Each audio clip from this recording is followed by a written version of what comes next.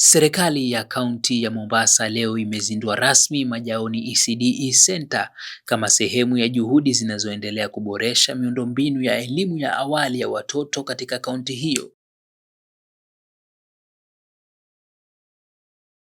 Kaunti hiyo tayari imekamilisha ujenzi na ukarabati wa Mwangala ECD Center na Shika Adabu ECD Center katika eneo bunge la Likoni, Dingirikani ECD Center katika eneo la bunge la Kisauni pamoja na Maganda ECD Center katika eneo bunge la Jomvu.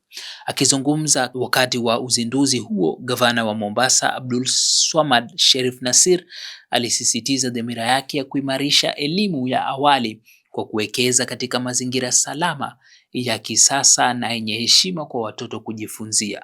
Shule mpya ambazo kwamba tutazijenga kumalizikia zitakuwa ni 12. Zile ambazo kwamba nilirithi hazijamalizika nimemaliza, na hizi nyingine mpya zitakuwa 12. Kando na nyingine ambazo kwamba nina program ambayo kwamba nataka kufanya na wafadhili wa World Bank, ambao kwamba ikiingiana pia hizo zitakuwa ni shule nyingine ambazo kwamba nitakuwa nazifanya. Tulianza kusema kwa watoto wetu wa chekechea wale bure.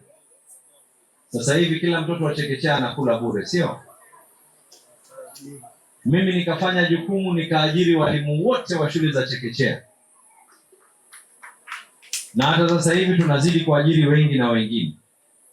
Mpango huu unalenga kuhakikisha kila mtoto anapata msingi imara wa elimu katika miaka yake ya mwanzo, huku elimu ikitajwa kuwa moja ya uwekezaji muhimu kwa mustakabali wa maendeleo ya kaunti hiyo. Aliposema ya kwa hii shule ikimalizika tutakuwa na sehemu ya ECD, kisha sasa kuna sehemu ya wale watoto ambao kwamba ni wachanga.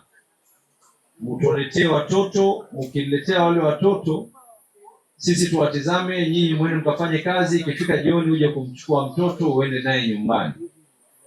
Uzinduzi wa Majaoni ECD Center unaendelea kuongeza matumaini, huku juhudi za kuboresha mazingira ya elimu ya watoto zikionekana kupewa kipaumbele katika maeneo mbalimbali ya kaunti ya Mombasa. Nikiripotia kutoka Al Hajar TV, mimi ni Odit Ayata.